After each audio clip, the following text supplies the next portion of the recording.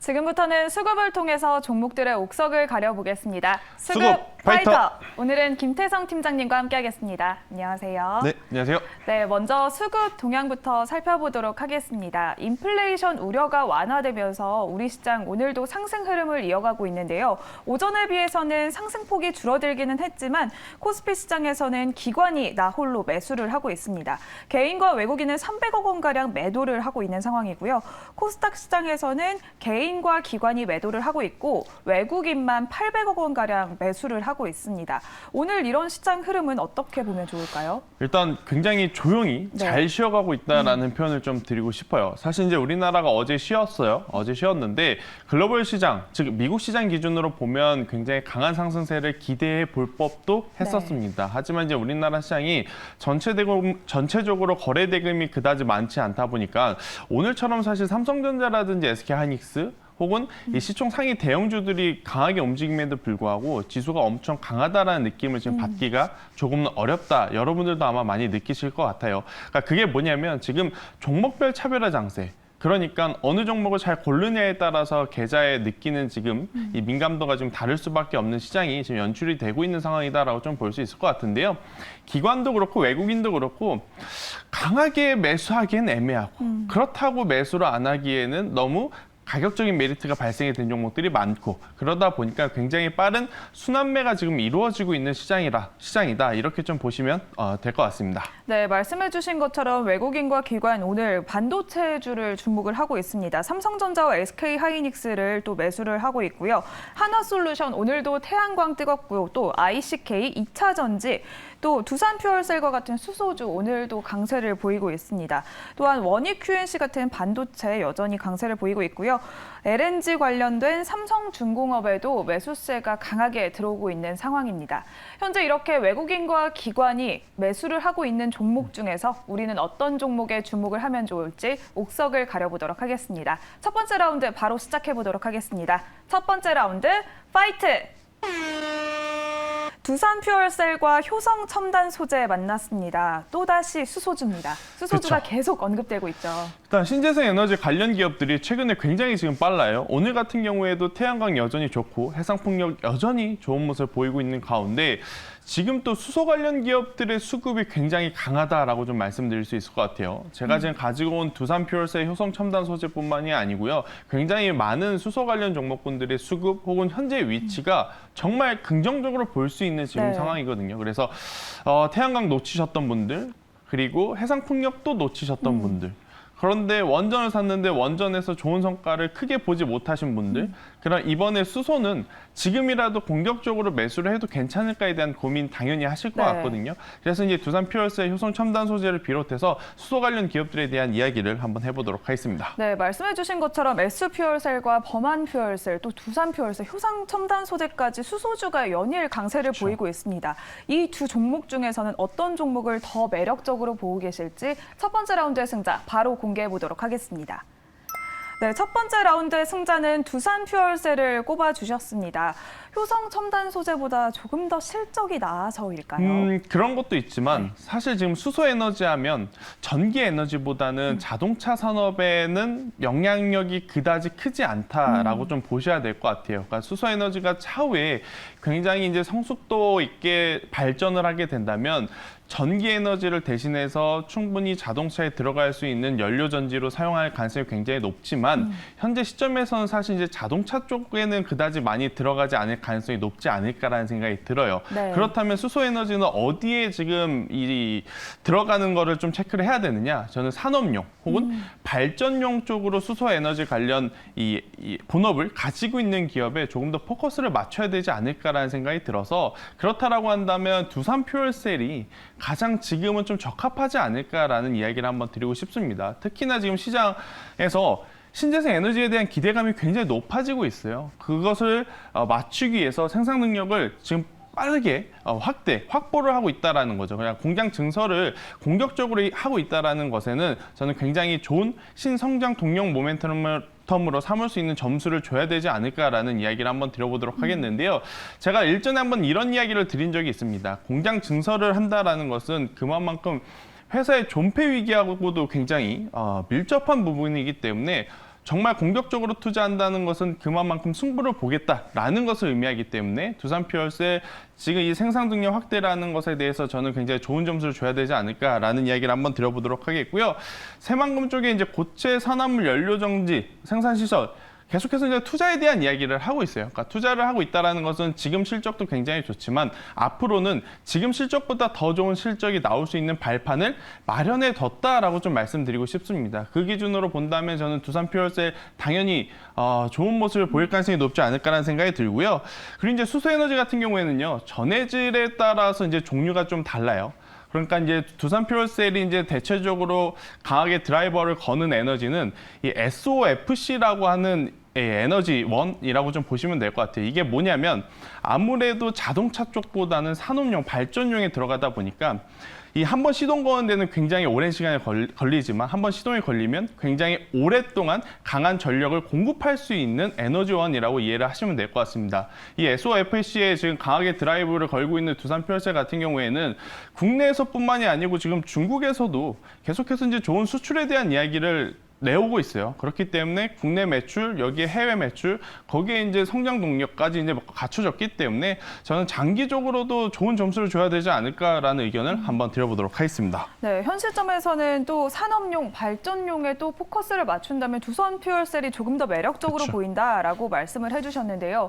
미국의 인플레 감축법 이후에 또 수소 관련주들이 주목을 받으면서 가격적으로 좀 많이 올랐습니다. 네. 가격 전략을 어떻게 세워볼까요? 일단은 가격적으로 좀 많이 올랐다라고 생각하실 수는 있어요. 네. 최근 들어 보면 기술적 반등이 좀 강하게 나왔기 때문에 하지만 저는 지금 여기서 단기적인 단발성으로 멈출 것이 아니고 추가적인 상승을 기대해 볼 수 있지 않을까라는 생각이 들어서요. 저는 오늘 종가에 매수를 하실 분들은 55,000원이라는 가격대까지 목표가를 조금은 높게 잡으셔도 괜찮지 않을까라는 생각이 들고 있고요.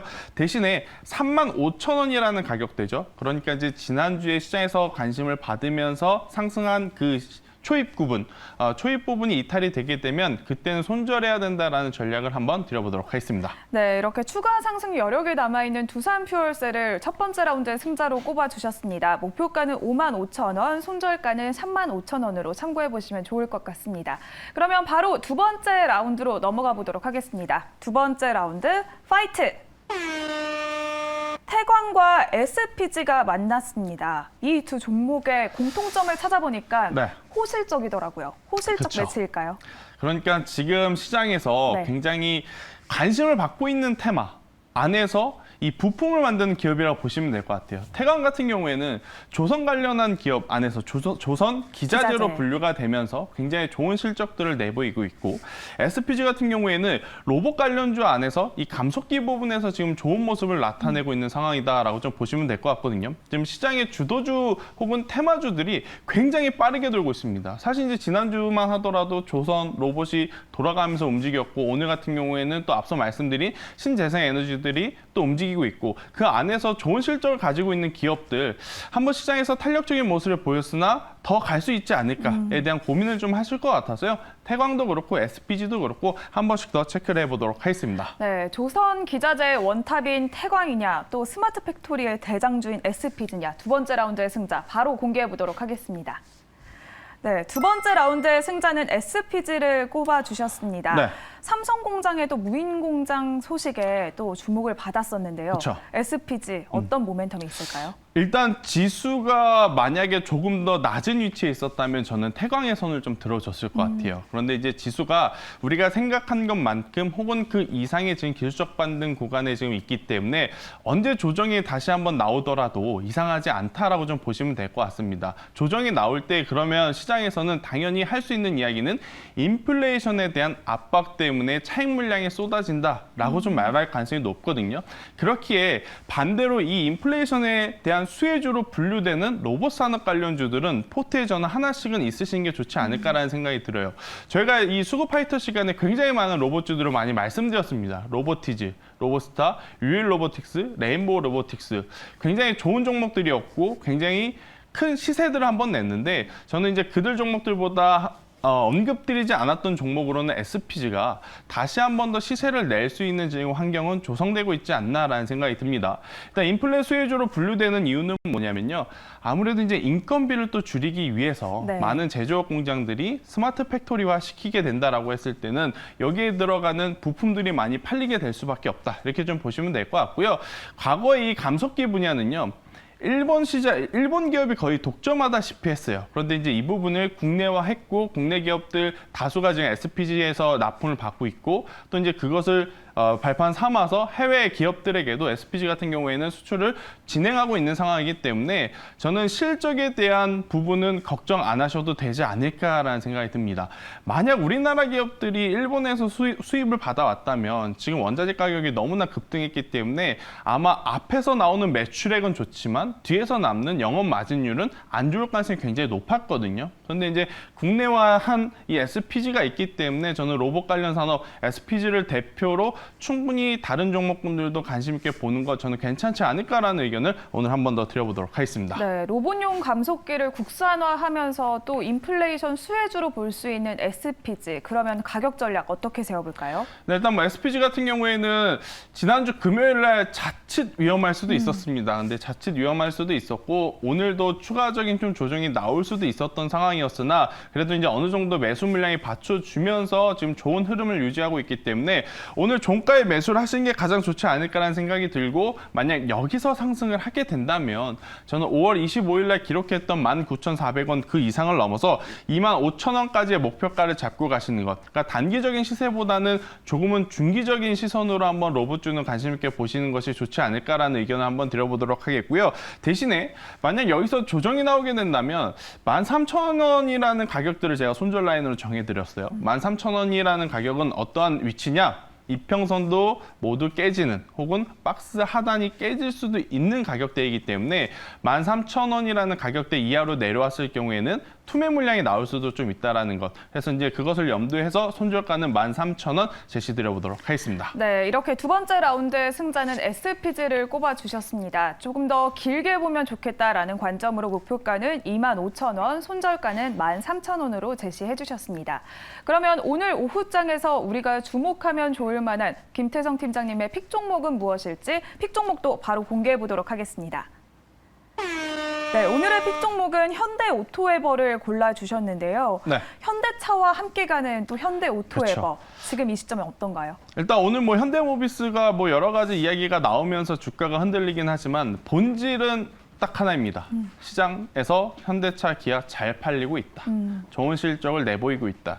그러면 해당 자동차에 대해서 외장재, 내장재, 외부, 내부 굉장히 이제 고루고루 이제 움직일 가능성이 굉장히 높잖아요. 특히나 이제 현대오토에버 같은 경우에는 이 플랫폼 기반을 하는 거죠. 그러니까 이제 전기차로 넘어가면 넘어갈수록 현대오토에버의 이 점유율이 더 높아진다라고 좀 보시면 될 것 같아요. 그래서 이제 자동차 판매가 당연히 많아지면 현대오토에버도 좋아질 수밖에 없고 또 이제 전기차의 이제 판매 대수가 높아지면 높아질수록 또 이제 이 모빌진이라고 하는 이 플랫폼 탑재되는 이 차량이 많아지기 때문에 그에 따른 수혜를 받을 가능성이 높다라는 점을 한번 고려를 해본다면 자동차 관련주들 지금 좋은 기업들 굉장히 많습니다. 네. 현대오토에버 물론 좋다라고 말씀드리지만 현대차, 기아, SL, 만도, 현대위아, 현대모비스 굉장히 실적적으로도 기대를 해볼 수 있는 부분들이 많기 때문에 저는 그래도 최근 들어 추세를 놓고 보면 신고가 영역에 가장 가까운 현대오토에버가 조금 더 강하게 움직여주지 않을까라는 이야기를 드려보도록 하겠습니다. 네, 차량용 소프트웨어가 고성장하면서 현대오토에버도 올해 또 실적 개선 전망이 그렇죠. 나오고 있는데요. 이번에는 목표가 어느 정도로 잡아볼까요? 네, 일단 뭐 현대오토에버 같은 경우에는 조금 더 길게 보시면 딱 박스권 상단을 돌파하기 위한 움직임을 보이고 있다는 건 여러분들도 좀 느끼실 것 같아요. 현대오토에버 오늘 종가에 이제 관심 있으신 분들은 트레이딩 하셔도 괜찮다라고 생각이 들고 있고 여기서 올라가게 된다면 저는 목표가는 17만 원을 한번 제시드려 보도록 하겠고 대신에 높은 위치에서 매수를 하는 만큼 손절가는 12만 원으로 좀 타이트하게 제시드리도록 할 테니까요. 손절가, 목표가 한 번씩 꼭 체크를 해주시길 바라겠습니다. 네, 이렇게 오늘 팀장님의 픽 종목은 현대오토에버였습니다. 목표가는 17만 원, 손절가는 12만 원으로 제시해 주셨습니다. 이렇게 오늘 김태성 팀장님과 함께 수급을 통해서 종목들의 옥석을 가려봤습니다. 오늘 말씀 고맙습니다.